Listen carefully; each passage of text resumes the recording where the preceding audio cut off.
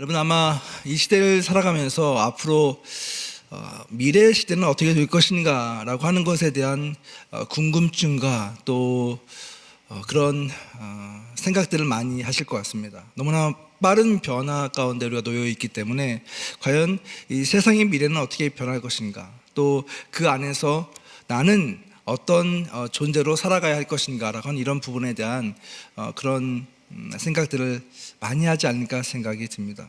너무 빨리 변하고 있고 너무나 급변하는 상황 가운데서 예측이 어려운 그런 상황 가운데 우리는 살아가고 있기 때문에 그렇습니다. 저도 이제 미래에 대한 그 관심이 많아서 그런 책을 많이 보고 또 연구를 많이 하는 가운데 있는데, 저에게 좀 좋은 생각을 하게 만들고 또 많은 고민을 안겨준 책들이 여러 개 있었어요. 그중에 여러분에게 한 책을 좀 소개하고 이야기하려고 하는데, 이 책 읽으신 분도 많이 계실 거란 생각이 듭니다. 굉장히 베스트셀러였고 또 유명한 사람이 쓴 책인데, 유발 하라리라고 하는 사람이 쓴 호모데우스라고 하는 책입니다. 혹시 이 책 읽어보신 분 계시면 손 한번 들어보시겠습니까? 네, 다행히 많지는 않네요. 네. 이 책을 사실 읽기가 쉽지가 않아요. 왜냐하면 이 책 두께가 500페이지가 넘습니다. 굉장히 두꺼운 책이고, 물론 글씨도 좀 크긴 한데, 제가 한국에 가서 서점에 갔다가 어떤 책이 불티나게 팔리고 있는 거예요. 근데 정말 저도 막 그때 책을 냈을 때였는데, 제 책이 좀 있나 하고 제가 가봤거든요. 그런데 제 책은 저기 종교 서적이 꽂혀 있고 어느 한 책이 베스트셀러 코너에 있으면서 막 불티나게 팔리는데, 정말 그 책이 바로 이 책이었습니다. 호모데우스라는 책이었어요. 근데 이 책이 너무 도발적인 책이에요. 왜냐하면 책 제목이 뭐냐면, 부제부터 말씀드리면 부제가 미래의 역사라고 하는 뜻이에요. 호모데우스, 미래의 역사. 어떻게 미래의 역사라고 하는 이야기를 할 수 있을까? 근데 이 호모데우스라는 뜻을 직역하면 신이 된 인간, 혹은 신이 되려고 하는 인간, 이런 뜻입니다. 그러니까 굉장히 제목 자체가 도발적이죠. 어떻게 보면 인류가 신의 자리를 차지하려고 하는 그런 욕망이 보이는 책일 수도 있다는 생각이 듭니다. 그 내용에 들어보면 이런 내용들입니다. 기술과 과학이 계속 발전하면서 인간이 그 전에 어떤 한계라고 느꼈던 것들을 이제 극복해 나가는 그런 상황이 되었다고 하는 것이죠. 사실 과거에는 인간들에게 있어서 가장 큰 위협이 되는 것은 먹을 것, 어떤 식품에 대한 내용이었고, 또 전쟁에 대한 그런 위협들, 또 역병, 이런 것들이 인간을 가장 위협하는 것들이었던 것이죠. 물론 지금도 우리가 코로나를 통과하면서 이런 전염병이 얼마나 무서운 것인가를 우리는 경험했고, 또 우크라이나나 여러 나라에서 일어나는 전쟁들의 소식을 들으면서 여전히 우리는 그런 사회적인 또 환경적인 위협 가운데서 자유롭지 못한 그런 존재라는 것을 우리는 고백할 수밖에 없습니다. 근데 그럼에도 불구하고 오늘날 우리가 살고 있는 이 역사는 과거에 우리가 경험했던 그 위협보다는 훨씬 더 잘 대처하고 있고 잘 극복해 가고 있는 것이 또 현실인 것 같습니다. 예를 들면 이렇습니다. 과거에는 이 기아의 문제가 굉장히 심각했습니다. 그래서 많은 사람들이 먹을 것이 없어서 굶어 죽었습니다. 물론 지금도 아프리카 같은 데 가면 먹을 것이 없어서 굶어 죽는 사람이 굉장히 많습니다. 2010년 통계에 의하면 약 100만 명의 사람들이 먹을 것이 없어서 굶어 죽습니다.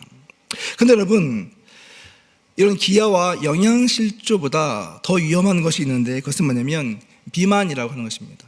비만으로 죽는 사람은 300만 명이 넘습니다. 그러니까 지금의 문제는 먹을 것이 없어서 문제라기보다는 너무 많이 먹고 과식하기 때문에 문제라고 하는 이런 아이러니한 이야기를 하게 되는 것입니다.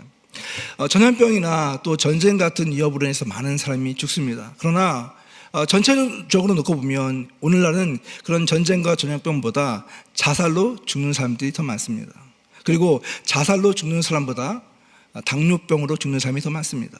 그래서 저자는 뭐라고 이야기하냐면, 오늘날은 화약보다 더 위험한 것이 뭐냐면 설탕이다, 이렇게 이야기를 해요. 그만큼 과식이나 또 이런 다이어트 문제나 이런 걸 통해서 너무 많은, 너무 풍부한 것들이 우리 삶에 위협이 되고 있다라고 하는 것입니다.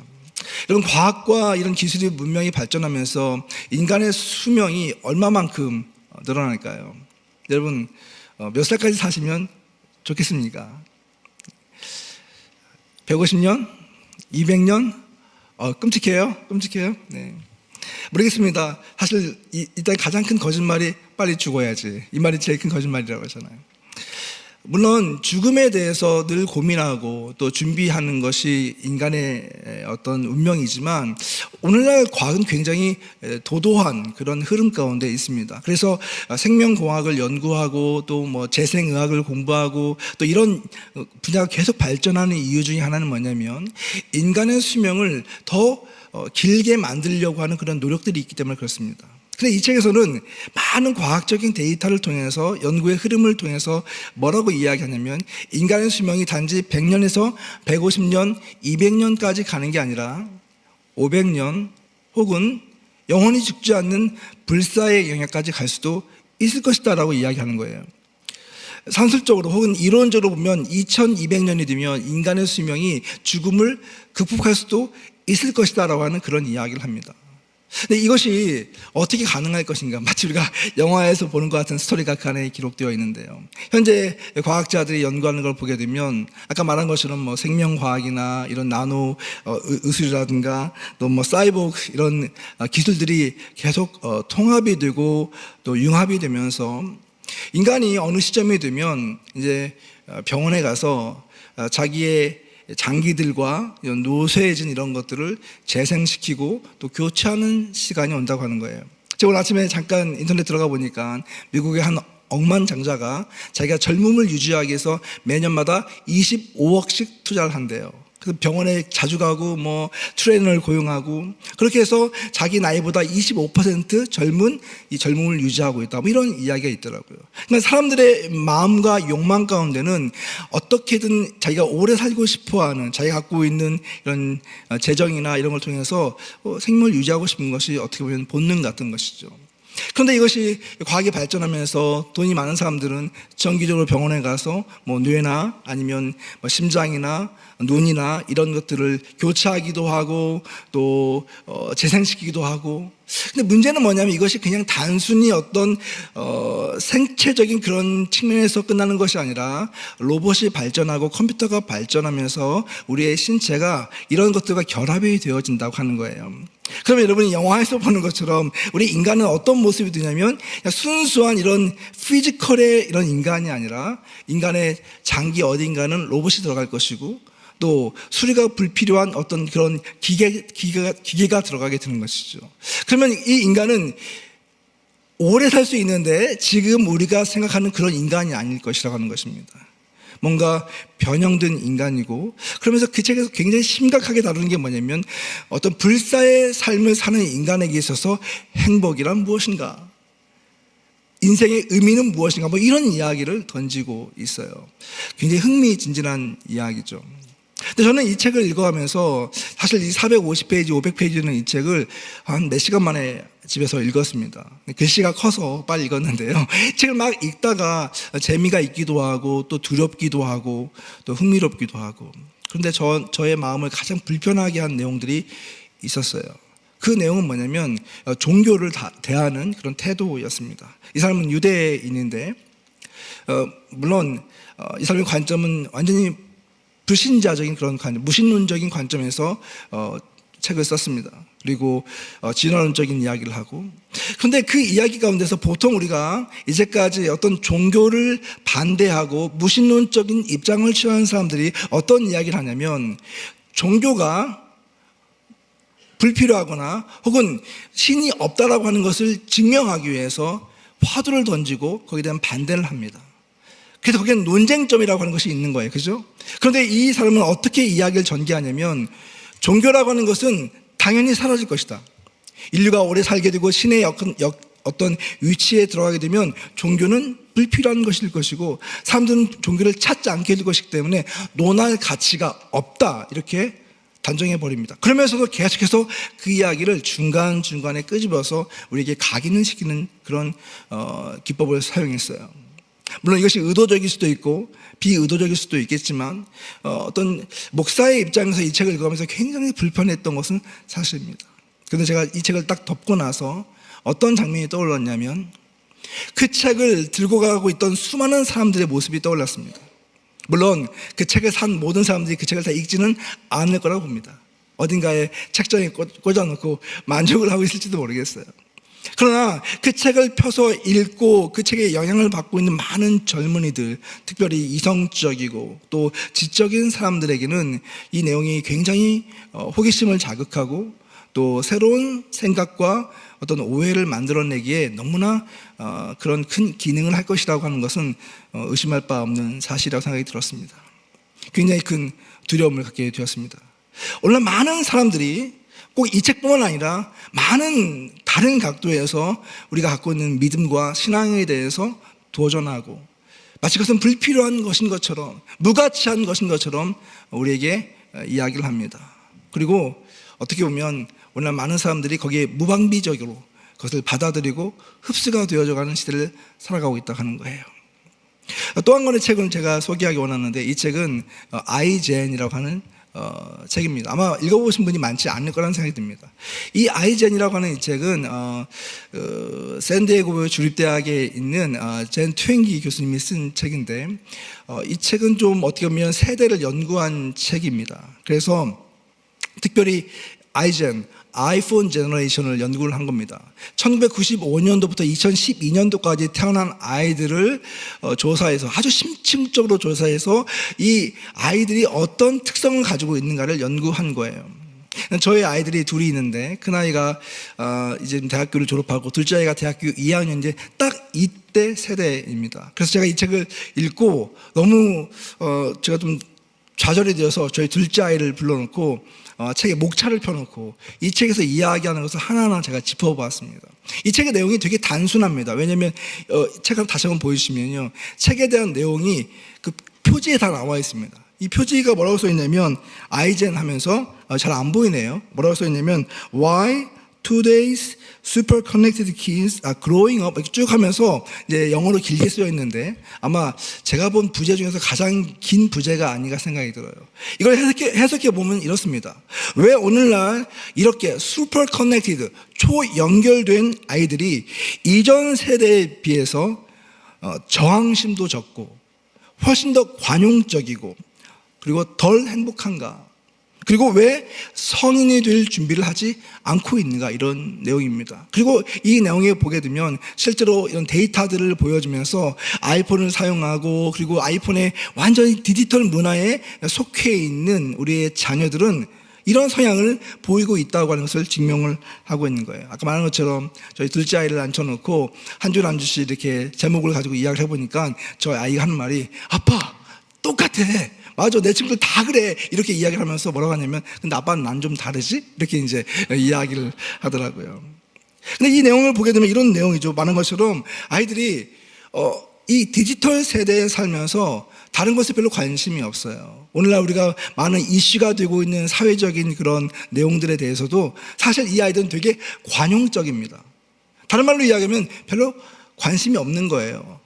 이 사람이 이렇게 살고 저 사람은 저렇게 살고. 왜냐하면 나는 나의 세계를 살고 있기 때문에 별로 관심이 없는 겁니다. 굉장히 관용적입니다. 그리고 덜 반항적입니다. 그러면서 한 가지 재밌는 게 뭐냐면 성인이 될 준비를 하지 않는다. 저희가 이제 대학교를 막 갔을 때요, 고등학교를 졸업했을 때 저는 한국에 있었는데 제가 가장 하고 싶었던 게 뭐냐면, 여러분 뭐였습니까? 미팅 하고 싶었습니까? 전 미팅보다 더 하고 싶은 게 있었는데 그게 뭐냐면 운전면허를 따는 것이었습니다. 운전면허를 따면 내가 막 성인이 된 것 같은 그런 느낌이 드는 거예요. 어른이 된 것처럼 느낌이 드는 거예요. 그래서 그때 정말 유행이었거든요. 고등학교 학력고사를 보자마자 그때 바로 운전면허 등록을 하고 운전면허를 따는 게 우리에게는 아주 정규 코스였습니다. 근데 저희 두 아이가요, 운전면허를 안 따는 거예요. 1년이 지나고 2년이 지났는데 운전면허를 안 따는 거예요. 그래서 제가 저희 아내랑 같이 얘기해서, 야 빨리 등록해라. 그래서 등록시키고 시험 봐라. 시험 보고 또 떨어졌어요. 그래서 다시 시험 보기 하고 그렇게 해서 이제 한 2년에 걸쳐서 운전면허를 땄는데, 이 아이들에게는 그게 그렇게 급한 일이 아닌 거예요. 왜냐하면 그보다 더 중요한 것이 많기 때문에 그렇습니다.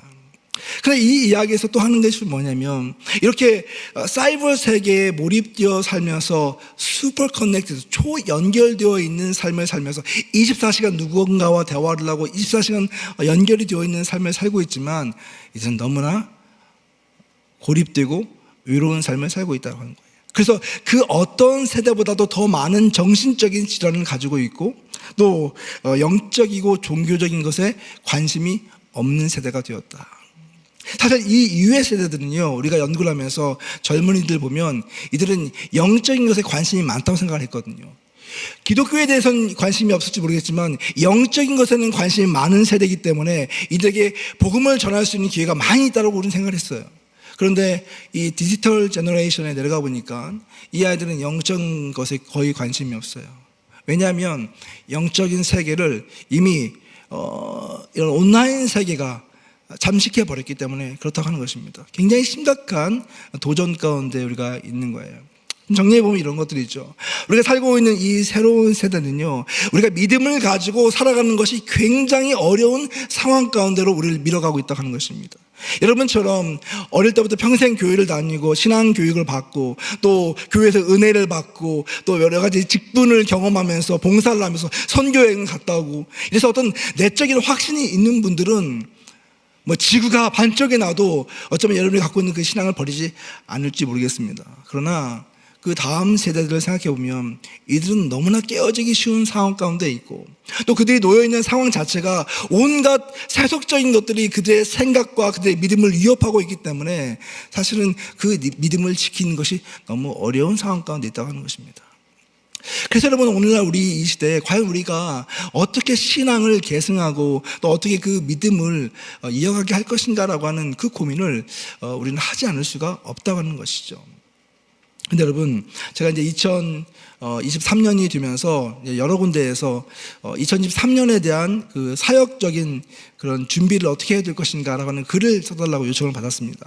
2022년 때에도 그런 글을 몇 개를 썼었는데 1년이 지나고 난 다음에 새로운 해가 되면서 이제 팬데믹이 종료가 되고 사역이 본격화되는 이 시점에서 우리는 어떻게 사역을 해야 될 것인가라고 하는 그런 이제 글을 쓰게 되었어요. 그래서 이제 다시 자료를 조사하고 또 여러 가지 이제 리서치를 하고 하는 가운데서 저의 생각을 완전히 클릭해주는 글들을 몇 개 만나게 되었어요. 그것은 뭐냐면 현재 미국 교회의 어떤 흐름에 대해서 분석을 해놓은 글이었는데 한 학자가 이런 이야기를 하는 거예요. 미국 교회의 새로운 팬데믹 이후의 흐름은 바로 교회 내부적으로 변화가 발생했다고 하는 것입니다. 그 교회 내부적인 변화는 뭐냐면 복음주의적 신앙과 실천으로의 변화가 발생했다. 이게 무슨 말이냐면 교회의 미래를 생각할 때 비복음적인 교회들은 급격히 쇠락하고 죽어가고 있다고 하는 것입니다. 그런데 이 시대에 살아나는 교회들은 어떤 교회들이냐면 굉장히 복음적이고 동시에 이 복음을 실천적으로 살아내는 그런 공동체들이 부상하고 있다고 하는 것입니다. 물론 이 이야기는 그 전에도 있었던 이야기지만 팬데믹이 끝나가고 어떤 새로운 지형 가운데서 이 이야기를 들었을 때 이것이 굉장히 범상치 않게 저에게 들렸어요. 왜냐하면 이것이 갖고 있는 의미가 굉장히 크기 때문에 그렇습니다. 이 시대 이런 세속적인 상황 가운데서 교회가 복음적이다라고 하는 것, 복음의 뿌리를 내린다고 하는 것, 그 복음을 확고히 붙잡고 있다고 하는 것, 그리고 그 복음을 선포할 수 있다고 하는 것이 여러분 얼마나 중요한 이야기입니까? 이렇게 세속적인 상황 가운데서 예수 그리스도만이 유일한 생명이고 예수 그리스도만이 우리에게 유일한 구원의 길이라고 하는 것을 외칠 수 있는 것이 얼마나 담대한 이야기입니까? 나아가서 예수 그리스도께 우리의 생명과 삶을 드려야 한다고 하는 이 요청이 얼마나 레디컬하고 또 얼마나 엄청난 것을 요구하는 것입니까? 근데 그러한 교회들만이 살아남고, 아니 그러한 교회들만이 앞으로 교회의 미래가 될 것이라고 하는 그 이야기가 너무나 중요한 이야기였어요. 또 한 가지, 크리스 몰틴이라는 사람이 이런 이야기를 하더라고요. 오늘날 교회 운동을 연구해 보면서 이렇게 새로운 교회 운동을 일으키는 그런 어떤 공동체나 그런 교회를 가보면 거기에는, 여러분 잘 들으십시오, 거기에는 소비자와 구경꾼을 위한 공간은 없다, 이렇게 표현했어요. 소비자와 구경꾼을 위한 공간은 없다. 다른 말로 이야기하면 이제까지 교회는요, 많은 사람들이 모이는 것을 즐거워했습니다. 물론 그것이 교회 성장이라고 생각을 했고, 그런데 많은 사람들이 모였지만 사실 많은 사람들이 쇼핑을 하러 교회에 오기도 하고 종교를 소비하기 위해서 왔어요. 소비적인 마인드로 와서 얼마나 좋은 서비스를 이 교회가 제공해주고 있는가, 얼마나 좋은 프로그램을 제공해주고 있는가가 그들에게서는 가장 중요한 어떤 관심사였습니다. 그런데 예수 운동을 일으키는 교회들에게는 이렇게 소비자를 위한 공간도 없고 어떻게 보면 구경꾼을 위한 공간도 없다. 어떻게 보면 이런 팬데믹을 통과하면서 많은 소비자들이 교회를 떠나고 구경꾼들이 교회를 떠나갔다고 볼 수가 있는 것이죠. 제가 어떻게 대안으로 썼냐면 이렇게 썼습니다. 우리의 교회 사역을, 우리 교회의 초점을 이제는 다수에서 소수로, 그리고 대중에서 헌신된 그리스도로 옮겨야 된다. 그래서 우리가 정말로 좋은 땅에 씨를 뿌리고 그 씨가 잘 자랄 수 있도록 물을 주고 양분을 제공해 주면서 거기서 튼튼한 나무가 자라고 거기서 좋은 열매가 맺히고 좋은 씨앗이 퍼져서 아름다운 숲을 이루는 것처럼 오늘날 교회는 다시 시작을 해야 되는데 그 시작이 바로 헌신되어 있는 그리스도인들, 소수의 그리스도인들에게 집중해야 된다라고 하는 그런 이야기로 제가 글을 썼었습니다.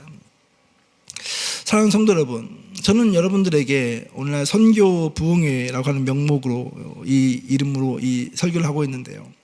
여러분, 우리가 선교라고 하는 것을 이야기하면서 말한 것처럼 인기가 별로 없어요. 선교 부흥회는. 왜냐하면 부담스럽잖아요. 그죠?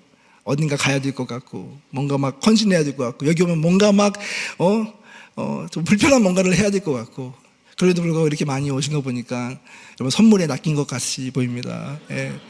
그런데 여러분 그 선물이 뭔지는 모르겠지만 그런데 여러분 이 선교라고 하는 것을 사실 어떻게 보면 멀리서 볼 때는 굉장히 부담스러운 것처럼 보일 수 있지만 그러나 그 선교의 본질을 알게 되면 우리는 그 선교가 우리를 살린다고 하는 것을 고백할 수밖에 없게 된다는 것입니다. 그렇기 때문에 선교의 역사는 아무리 어렵고 힘들어도 지속되는 것입니다. 아까 아침에도 제가 말씀드렸지만 선교가 부흥하고 선교가 촉발되는 그 지점은 어디냐면 모든 사람이 다 끝났다, 모든 것이 다 망했다라고 이야기하는 그 순간이에요. 어떤 절망의 끝자락이었어요. 소망이 보이지 않는 곳에서요. 교회가 죽어가고 있는 그 자리에서요. 근데 그곳에 복음의 씨앗이 심겨지고 그 복음의 씨앗에 반응을 하는 성도들이 일어나게 될 때, 거기에 반응하게 될 때, 그런 삶을 살아내게 될 때, 여러분 선교는 폭발적인 능력을 갖게 된다고 하는 것입니다. 그것이 예수 그리스도께서 우리에게 주신 선교의 씨앗이고 그것이 선교의 운동이라고 하는 것입니다. 그렇기 때문에 여러분 우리가 선교에 대해서 이야기하면서 그 출발점과 그 방식을 다시 한번 우리가 생각해 볼 필요가 있다는 생각이 듭니다. 오늘 아침에 이렇게 세미나에 오신 분들은 제가 이 이야기를 좀 했었는데요. 여러분이 가장 기본적인 이야기를 한번 짚고 넘어가기 원합니다. 첫 번째 중요한 원리는 뭐냐면 선교에 대한 인식이 바뀌어야 된다고 하는 것입니다. 한번 따라해 보겠습니다. 선교의 인식이 바뀌어야 된다. 네, 선교에 대한 사고가 바뀌어야 된다고 하는 것이죠. 다른 말로 하면 이렇습니다. 여러분 우리가 생각할 때 전통적으로 선교하면 떠오르는 것이 무엇입니까? 보통 우리가 이제 이런 걸 물어보면 선교하면 해외 선교지가 떠오르고 또 그곳에서 고생하신 선교사님이 떠오르고 또 거기에 이제 우리가 헌신하고 섬기는 그런 모습들이 떠오릅니다. 선교사는 누구인가라고 하는 이 질문에서 우리는 선교사라고 하는 것은 어떤 특별한 소명을 가지고 있는 사람들이 해외에 가서 선교 활동을 하는 것이라고 생각을 합니다. 그것 자체가 틀린 것은 아닙니다. 그런데 이 생각이 너무 굳어지게 되면 어떤 일이 발생하게 되냐면 선교는 멀리서 누군 어떤 특별한 사명을 가지고 있는 사람이 하는 것이기 때문에 이 선교는 나하고는 상관이 없는 것이다. 이런 결론이 나게 돼요. 이런 결론이 나오게 돼요. 다시 한번 생각해 보겠습니다. 여러분 선교지라고 하는 것은 어디입니까? 선교지는 어디입니까? 우리 이제 선교지라고 하는 것을 지리적인 영역으로 생각을 했잖아요. 그런데 진짜 성경적인 의미에서 선교지라고 하는 것은 복음이 필요한 어떤 곳입니다. 복음이 필요한 어떤 곳. 즉 복음이 정말 간절히 필요하고 생명이 정말로 필요한 그곳이 선교지라고 한다면 사실 오늘날은요 모든 곳이 선교지가 되어버렸습니다. 어쩌면 여러분의 가정이 선교지일 수도 있습니다. 여러분의 직장이 선교지일 수도 있습니다. 여러분이 살고 있는 그 지역이 선교지일 수가 있다라고 하는 것입니다. 두 번째 선교사는 누구일까라고 하는 것입니다. 예수님께서 모든 족속에게 제자를 삼으라고 말씀하시면서 그러면 너희는 가라라고 이야기할 때 이 말씀은 누구를 향한 것입니까? 당시 예수님의 말씀을 들었던 12 사도들과 또 70인의 사도들에게, 제자들에게 해당되는 말씀입니까? 그리고 오늘날 이렇게 특별한 어떤 소명을 가지고 있는 소수의 사람들에게 주어진 말씀입니까?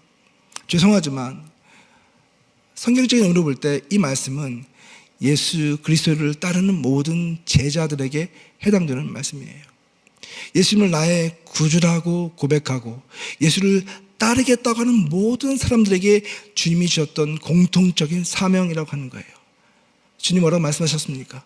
누구든지 나를 따르거든 자기 십자가를 지고 나를 쫓을 것이라고 말씀하셨어요. 예수님을 따르는 모든 사람들에게는 주어진 사명이 있고 주어진 십자가가 있는데 그것은 바로 예수 그리스도께서 행하셨던 그 사명을 이어받는 것이라고 이야기했어요. 그렇다 한다면 만약 여러분들이 예수 그리스도를 나의 구주라고 고백을 하고 또 예수님을 닮기 원하고 예수를 따라가기 원한다고 한다면 이 사명은 여러분과 저에게 동일하게 적용되는 말씀이라고 하는 거예요. 그렇기 때문에 선교는 누구의 것인가라고 이야기할 때 선교는 곧 나의 것이 되는 것이죠. 선교는 우리의 것이 되는 것입니다. 제가 아침에 강의하면서 선교적 교회에 대한 정의를 한번 이렇게 내려봤어요. 다시 한번 보여주시겠습니까? 오신 분들은 리마인드를 하시고 처음 듣는 분들은 이 정의를 한번 다시 생각해 보면 좋겠습니다. 같이 읽습니다. 시작. 선교적 교회는 선교로 인해 형성되고 움직이는 교회다. 성도들이 하나님 나라의 꿈과 사명을 발견하고 세상 속에서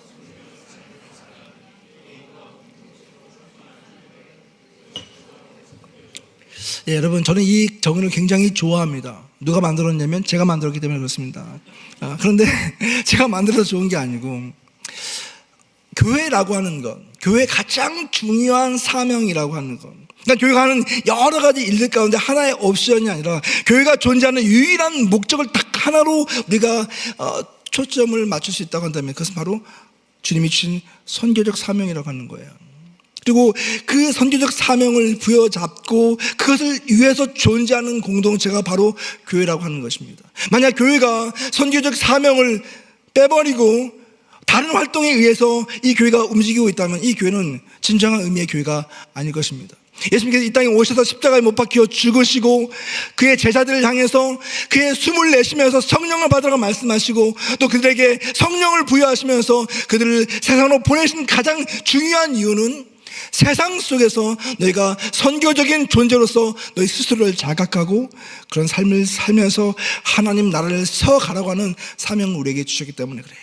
그렇기 때문에 교회의 가장 중요한 본질은 이 선교적인 본질이라고 하는 것입니다. 그리고 또 한 가지, 이 선교적인 본질이 가득 차 있는 교회, 저의 표현으로 하면 선교적인 영성이 가득 찬 교회들은요 성도님들의 꿈과 비전이 바뀝니다. 우리의 관심과 우리의 사명이 바로 하나님 나라를 세워가는 것에 있다고 하는 것을 부여잡으면서 내가 어떻게 하나님의 사명을 위해서 존재할 수 있을 것인가, 나의 삶과 나의 이런 작은 존재를 통해서 어떻게 하나님 나라를 쓰임받을 수 있을 것인가를 고민하고 그래서 서로 같이 기도하고 서로 나누고 서로 함께 움직이면서 그런 고민을 하고 그런 삶을 살아가는 성도와 공동체가 가득 차 있다면, 그런 교회가 된다면 얼마나 아름다운 사명을 이뤄갈 수가 있겠습니까?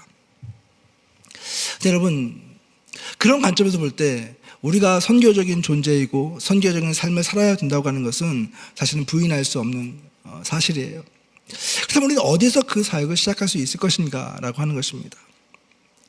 예수님 말씀하신 예루살렘과 온 유대와 사마리아와 땅끝까지 이 사역의 증인이라고 말씀하셨을 때 나의 예루살렘은 어디이고 나의 유대는 어디인가 라고 하는 것입니다. 나의 사마리아는 어디이고 나의 땅끝은 어디인가 라고 하는 질문을 하게 됩니다. 아까 제가 책 2권을 이야기하면서 이것이 우리 젊은 세대들과 다음 세대들에게 굉장히 큰 영향을 주고 있다고 말씀을 드렸는데요, 실제로 우리가 아는 것처럼 오늘날 우리의 선교지는 가장 가까운 곳에 있습니다. 안타깝게도 여러분 신앙 계승이 참 잘 이루어지지 않고 있어요. 아마 여러분 많이 들어보셨을 겁니다. 교회를 다니지 않는 사람들을 차치하고서도요 교회를 다니고 있는 사람들, 특별히 어린 시절부터 엄마의 손을 붙잡고 아빠의 손을 붙잡고 교회를 계속 다녀왔던 우리 아이들이 고등학교를 졸업하고 대학교에 들어가서 이제 부모를 떠나게 되잖아요. 그러면 신앙을 잃어버릴 비율이 굉장히 높다고 하는 것 여러분 아실 겁니다. 어떤 데이터를 보니까 70%, 어떤 데이터를 보니까 86%. 어떤 한 유스 패스터가 나와서 TV에서 이런 이야기 하는 것을 제가 본 적이 있어요. 여러분, 사람들이 나와서 아이들이 고등학교까지 교회를 다니던 아이들이 대학교에 가서 믿음을 80%씩 잊어버린다고 하는데 그거 거짓말입니다. 제가 볼 때는 95%입니다. 그 얘기를 하는데 제가 정신이 번쩍 드는 거예요. 우리에서 그분이 어디에서 사역하고 있는지 모르겠지만 그렇게 많은 아이들이 어릴 때 아무 의심 없이 교회를 다니고 신앙생활을 했던 우리의 자녀들이 세상에 나가는 그 순간에 적어도 70%에서 86% 혹은 90% 아이들이 신앙을 저버리고 떠난다고 하는 것이 너무 큰 충격인데요. 더 놀라운 사실은 그 가운데 80%에 되는 신앙을 떠난 아이들이 다시 교회로 돌아올 의향이 없다라고 이야기합니다. 그만큼 우리의 신앙이 삶과 커넥이 되지 않는 그런 상황 속에서 그들이 놓여져 있다고 하는 것을 우리는 알 수가 있게 되는 거예요. 교회를 다니는 아이들조차도 신앙을 유지하기 어려운 상황 가운데 놓여져 있는데 교회를 평생 한 번도 다녀보지 않은 사람이 신앙을 갖는다고 하는 것은 얼마나 어려운 일이 되겠습니까? 그래서 여러분, 성경은 우리에게 이렇게 말씀합니다. 신명기 6장 6절부터 7절까지 말씀, 잘하는 말씀인데 같이 한번 읽도록 하겠습니다. 시작. 오늘 내가 내게 명하는 이 말씀을 너는 마음에 새기고 내 자녀에게 부지런히 가르치며 집에 앉았을 때든지 길을 갈 때든지 누워 있을 때든지 일어날 때든지 이 말씀을 강론할 것이며. 여러분, 성경에서는 우리 자녀들에게 말씀을 가르치고 신앙 교육을 하는 것을 얼마나 강조하는지 그것이 우리의 상상을 초월할 정도입니다. 그래서 이것을 내 마음에 먼저 새기고 이것을 우리 자녀들에게 부지런히 가르치는데 집에 앉았을 때든지 길을 갈 때든지 누워 있을 때든지 일어날 때든지 이 말씀을 그들에게 강론하고 가르치라고 성경은 이야기하고 있어요. 저도 이 말씀을 이렇게 접하면서 내가 우리 아이들이 어릴 때 혹은 지금이라도 이런 삶을 살았지 않겠는가 하는 개인적인 도전이 되게 많이 되었어요. 회개하는 마음으로 이 말씀을 여러분께 전합니다. 근데 여러분, 여기서 하나님의 말씀을 강론하라고 할 때 그 내용이 무엇인지 아십니까? 그 내용은 바로 6장 4절과 5절에 나와 있어요. 같이 한번 읽어보도록 하겠습니다. 시작. 이스라엘아 들으라. 우리 하나님 여호와는 오직 유일한 여호와시니 너는 마음을 다하고 뜻을 다하고 힘을 다하여 내 하나님 여호와를 사랑하라. 너무 잘하는 말씀이죠. 사실 이것을 우리가 쉐마라고 부르는데요. 이스라엘 백성들은 이 신명기 6장에 나와 있는 이 쉐마의 말씀을 너무나 중요하게 여깁니다.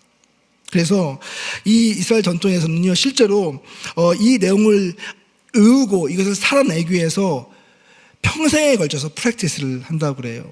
어떤 경우에는 율법을 이 양피지에 써가지고 작은 상자에다 돌돌 말아서 집어넣고 그것을 실제로 이마에 붙이고 또 이런 팔에 붙이고 다니는 사람도 있었다고 합니다.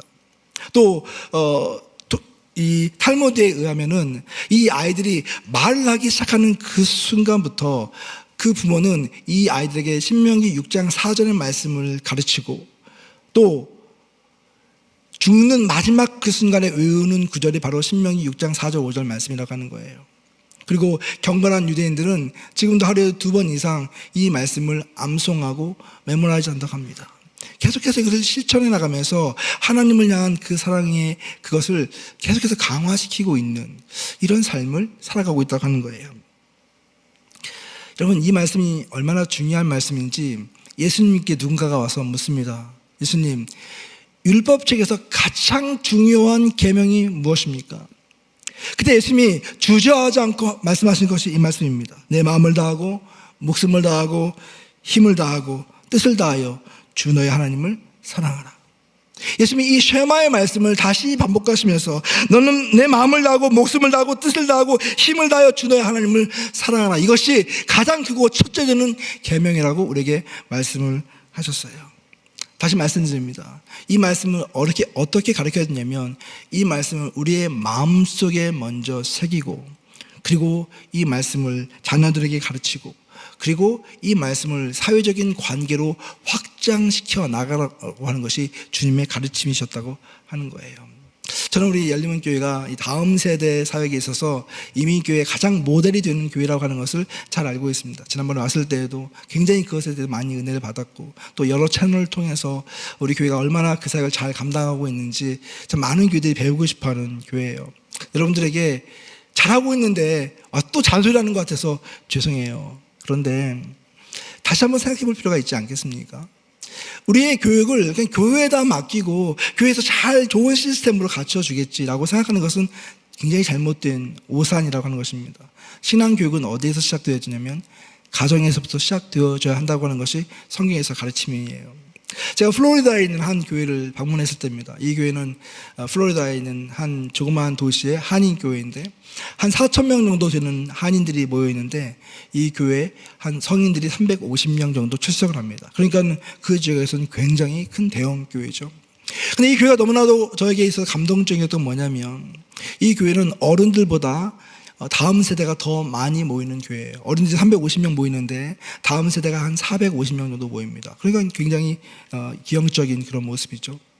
근데 제가 이제 이 가정에 드리는 가정 예배를 참석을 하게 되었어요. 그런데 가정 예배를 드리면 보통 여러분 어떻습니까?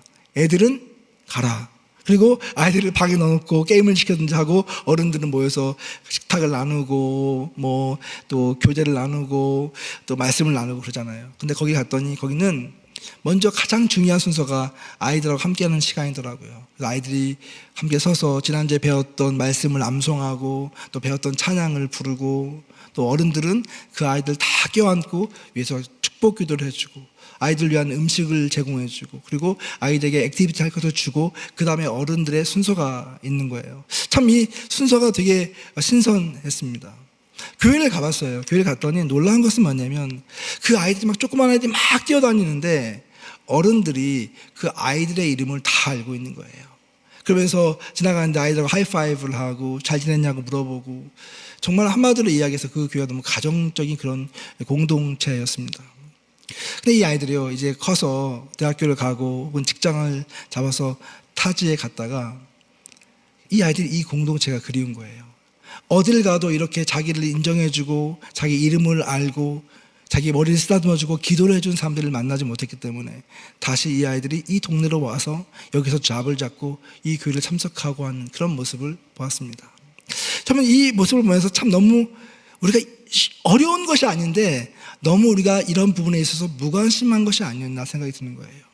신앙 계승이라고 하는 것이 사실은 함께 선한 공동체로서 함께 힘을 합치고 그들을 위해서 기도하고 뭔가 그 장을 열어주고 어떤 그 사역이 이루어지면 충분히 가능한 일인데, 우리는 뭐가 그렇게 급하고 뭐가 그렇게 중요한 일이 많은지 아이들은 항상 2선, 3선으로 물리쳐 놓고 우리 일에 집중하면서 결국 그 아이들이 신앙을 떠나가는 모습을 바라보고만 있는 그런 우리 오늘날의 교회들의 모습을 보게 된다고 하는 것입니다.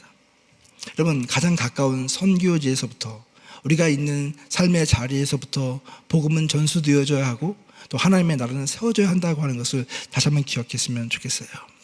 두 번째 중요한 것은 뭐냐면, 증인됨의 삶을 살기 위해서 우리가 선교적인 그런 미셔널한 그런 DNA가 우리 가운데 충만해야 된다라고 하는 것입니다. 오늘 우리가 읽은 본문 말씀은 우리가 잘 아는 교회에 대한 내용이죠. 안디옥 교회에 대한 내용입니다. 여러분 아마 안디옥 교회에 대해서 설교를 많이 들어보셨을 거예요. 안디옥 교회는 너무나도 놀랍게 제가 오늘 아침에 새벽 예배 때 설교했던 본문과 이어집니다. 새벽 예배 때 제가 그런 말씀을 드렸죠. 예루살렘 교회에 핍박이 와서 성도들이 흩어지게 되었다. 근데 이 성도들이 흩어져서 도망을 가고 멀리 떠나게 되는데, 그들이 안디옥에까지 가서 당시 시리아 지역에 있던 이 안디옥이라는 도시에까지 가서 그곳에서 복음을 전한 거예요. 헬라파 유대인들이 헬라어를 통해서 그 지방에 있는 그 유대인들에게 복음을 전했고, 또 그들이 헬라인들에게 그 복음을 전하면서 이방인들에게 복음을 전해서 형성된 것이 바로 이 안디옥 교회의 모습이었습니다. 그러니까 여러분, 어쩌면 최초의 선교적인 활동이 해외에서 발생한 곳이 바로 이 안디옥 교회라고 할 수가 있어요. 근데 이 안디옥 교회 소문이 나기 시작했습니다. 그래서 예루살렘 교회에 있는 사도들에게 이 이야기가 들렸고, 이 교회를 알기 위해서 자기들이 가장 신뢰하는 사람인 바나바를 그 교회로 파송을 합니다. 바나바가 가보니까 정말 너무 아름다운 공동체가 형성이 되고 있고 또 부흥이 일어나고 있는 거예요. 그래서 바나바가 다시 돌아와서 사울, 즉 바울이 된 사울을 데리고 가서 거기서 팀 목회를 하죠. 그리고 그곳에서 사역을 하면서 사역이 불처럼 일어나는 것을 보게 됩니다. 교회가 너무나 아름다운 교회가 되었어요. 너무나 놀랍게도 사도행전 13장 26절에 보면 이들을 가리켜서 주변에 있는 사람들이 비로소 이들을 그리스도인이다 라고 칭했다고 표현하고 있어요. 다른 말로 이야기하면, 야, 이 사람들은 진짜 예수쟁이들이구나, 진짜 그리스도인이구나 라고 하는 것을 인정한 최초의 기록이 여기에 나오게 되는 것이죠. 진정한 그리스도인의 그룹으로 성장을 하게 되었어요. 어쩌면 이 교회는 정말 아름다운 지역교회로, 또 선교를 감당하는 그런 교회로 하나님이 세워가고 있는 그런 교회였을 것입니다. 그런데 놀랍게도 오늘 본문에 보면 이들이 다시 하나님 앞에 기도합니다. 금식하고 기도합니다. 여러분, 우리가 기도할 때 가장 중요한 것이 무엇입니까? 기도할 때 하나님, 내 뜻을 들어주시고 관철하여 주시옵소서. 이거 진짜 기도 아니죠. 진짜 기도는 무엇입니까? 하나님, 당신께서 말씀하시옵소서, 내가 듣고 순종하겠습니다. 이런 거 아니겠습니까?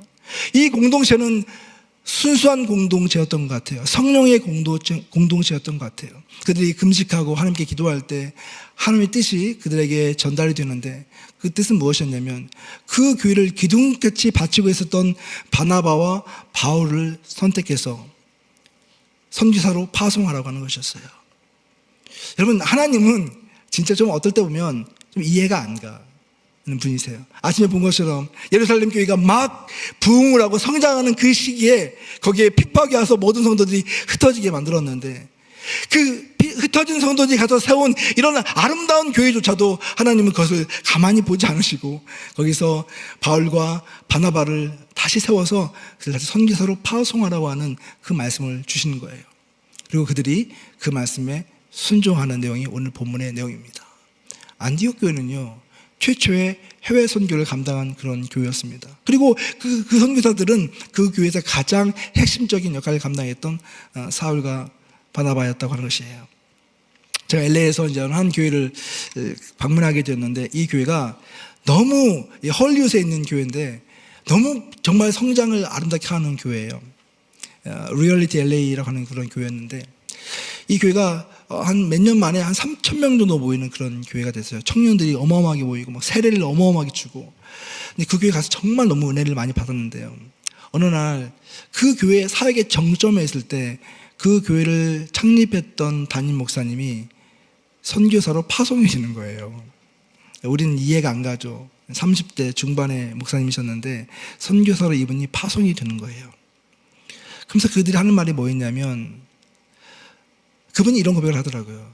하나님께 기도했을 때 하나님은 나를 하나의 로컬 패스터로 부른 것이 아니라 교회를 세우고 다시 떠나고 교회를 세우고 떠나는 그런 선교적 사명을 나에게 부여하셨다고 저는 믿습니다. 그래서 이렇게 교회가 엄청나게 부흥을 했고 많은 사람들이 주목하고 있는 시점이지만 나는 이 사역을 여러분께 맡기고 저는 복음이 가장 필요한 지역으로 떠납니다. 그러면서 영국으로 떠났어요. 그리고 그곳에서 교회를 개척을 했습니다. 여러분, 이런 스토리를 보면서 저는 어떤 생각을 했냐면, 한 곳에 머물러서 좋은 지도자가 좋은 교회를 세우는 것도 좋지만 더 중요한 것은 이 공동체가 하나님 앞에서 깨어서 믿음으로 반응하는 것이라고 생각합니다. 우리 김용호 목사님 이제 곧 은퇴하시잖아요.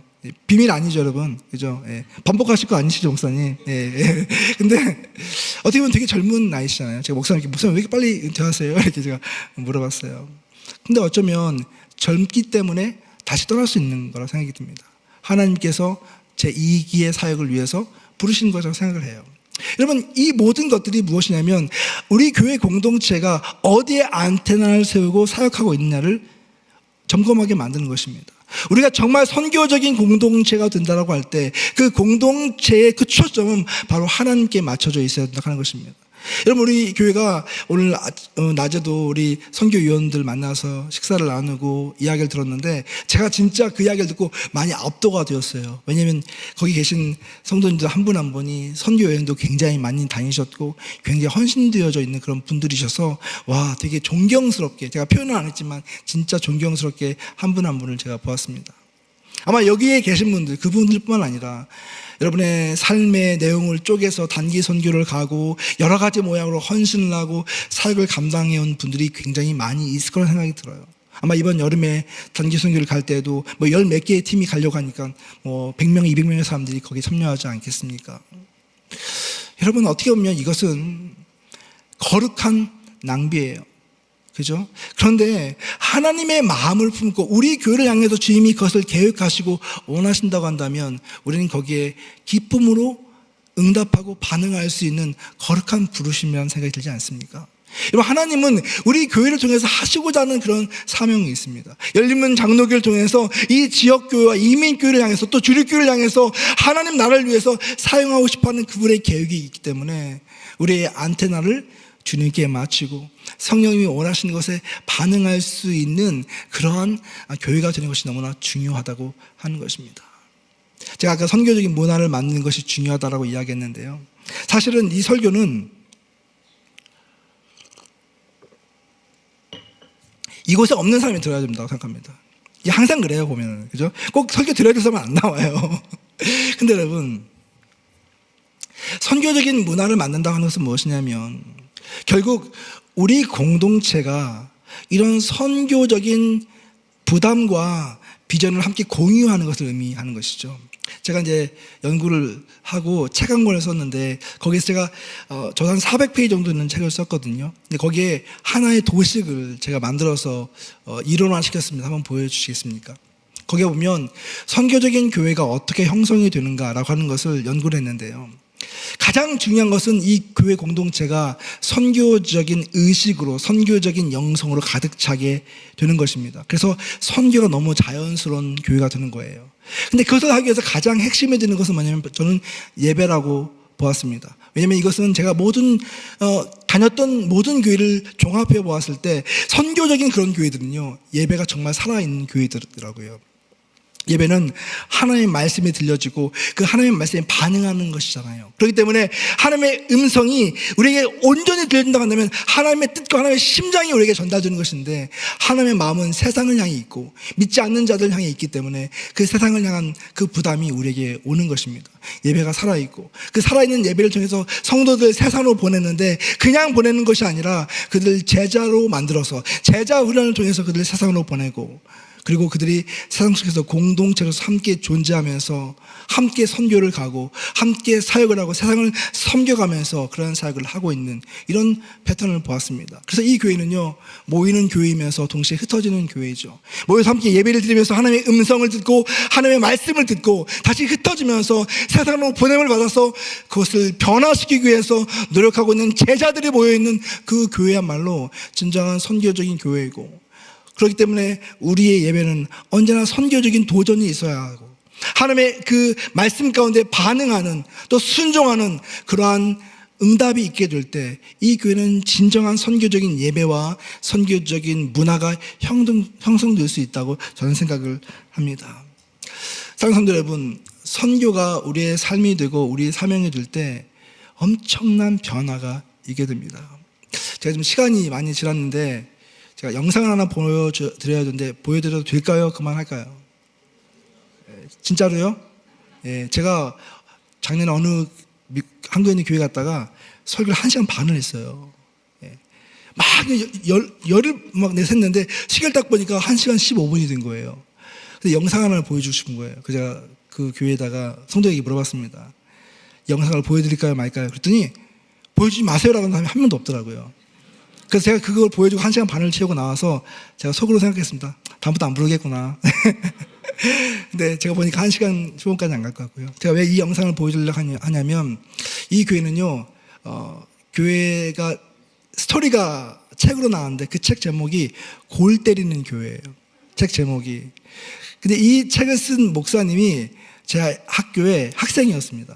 어느 날 저한테 와서 이 책을 주면서 자기 교회 와서 설교를 해달라고 하는 거예요. 제가 그 책을 딱 읽고 나서 안 간다고 그랬습니다. 왜냐하면 책이 골 때리는 교회잖아요. 근데 이 골 때리는 교회가 영어로 하면 골 히링 철치 스토리.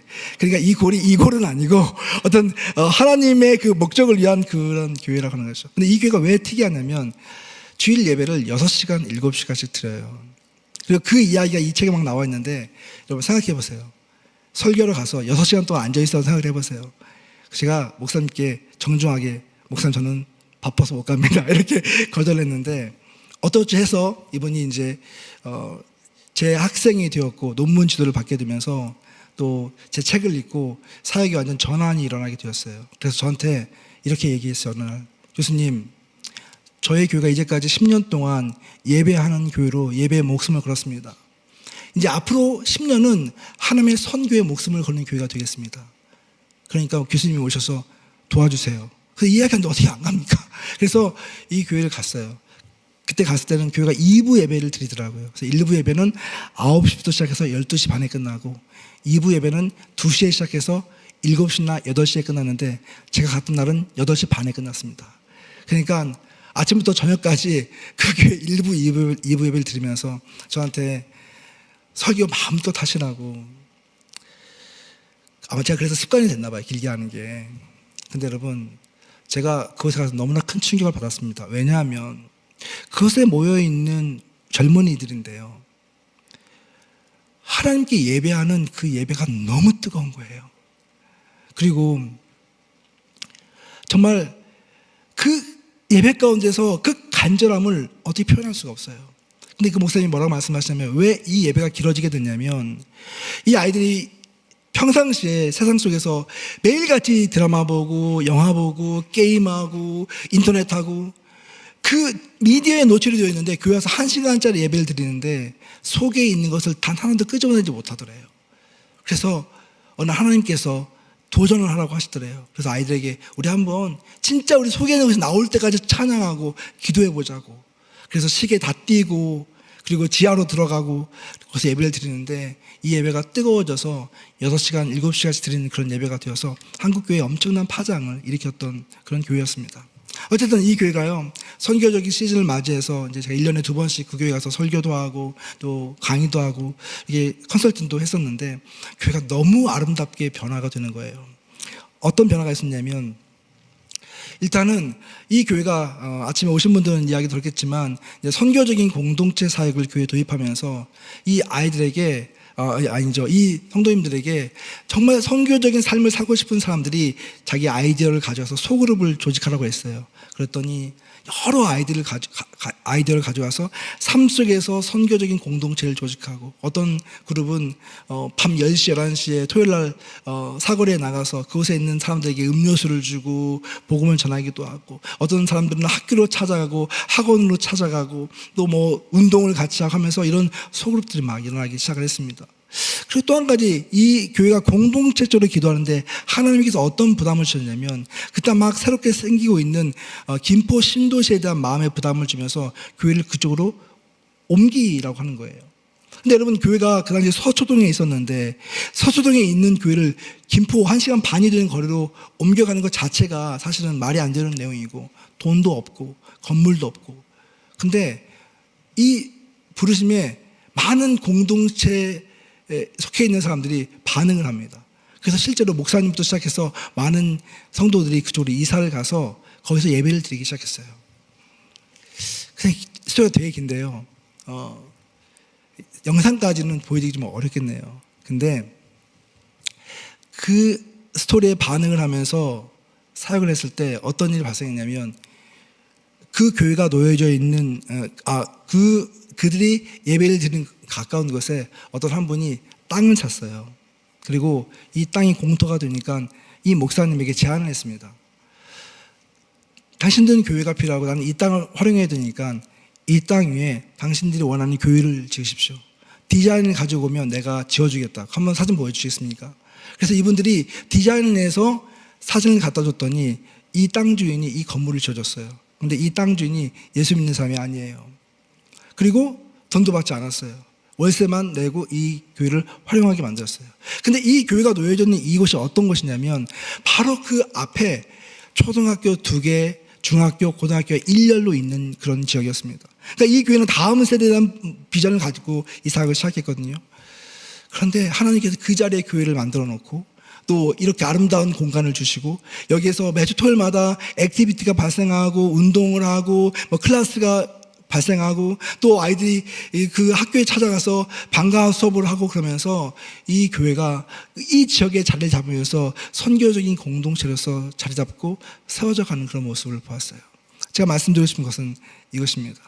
여러분, 교회는 하나님께 민감하게 반응하게 될 때 하나님의 뜻에 합당한 교회가 됩니다. 우리가 선교적인 삶을 산다고 할 때 이것은 나의 어떤 지혜와 지식과 나의 욕망을 추구하는 것이 아니라 하나님이 나에게 부여하신 그러한 자원과 그 부르심에 반응하면서 그분의 사역에 참여하는 것입니다. 바라기는 우리 열린문교회 공동체가 선교적인 영성으로 가득 차길 주의 이름으로 축원합니다. 그 여러분 마음 가운데 그런 열망이 있기를 바랍니다. 하나님, 내가 이제까지 주님을 잘 믿고 주님을 사랑해 왔지만 마지막 남은 나의 인생, 나의 이 모든 전부를 주님께 드려서 하나님이 활용하실 수 있는 그런 존재가 되게 하여 주옵소서. 나뿐만 아니라 우리 가정이, 나와 함께하는 우리 식구들이, 나와 함께하는 우리 공동체원들이 하나님을 향한 그 꿈을 꾸고 그 사역에 참여하면서 하나님이 하시는 그 일을 경험하고 그 사역의 증인이 되게 하여 주옵소서. 우리가 이제까지 해왔던 그 사역을 우리 열린문교회가 앞으로도 더 힘차게 감당할 수 있는 그런 선교적인 교회가 되고 공동체가 되게 해달라는 그런 비전과 꿈을 가지고 나아갈 수 있는 저와 여러분 되기를 주의 이름으로 축원합니다. 이제 한번 같이 기도하기 원하는데요, 이 시간 기도하면서 한번 주님의 음성에 귀를 기울이는 시간 되었으면 좋겠습니다. 특별히 하나님, 이 시간 우리 가운데 오셔서 우리에게 주신 각자의 도전에 우리가 반응할 수 있도록 인도하여 주옵소서.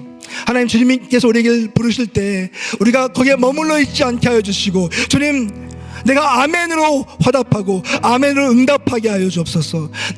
나라고 하는 한 인간이 인생을 살아가면서 가장 가치 있는 일에 나의 삶을 드리게 하여 주시고, 또 하나님의 복음 사역과 하나님의 선교 사역의 동참함을 통하여서 우리 교회 공동체가 정말로 이 이민교회와 또한 이 미국 땅과 한국에 있는 교회들을 깨우고 새롭게 할 수 있는 그런 교회 공동체가 되게 해달라고 우리 자신과 교회 공동체를 위해서 한번 기도하기 원합니다. 한번 주여 한번 부르고 기도합니다.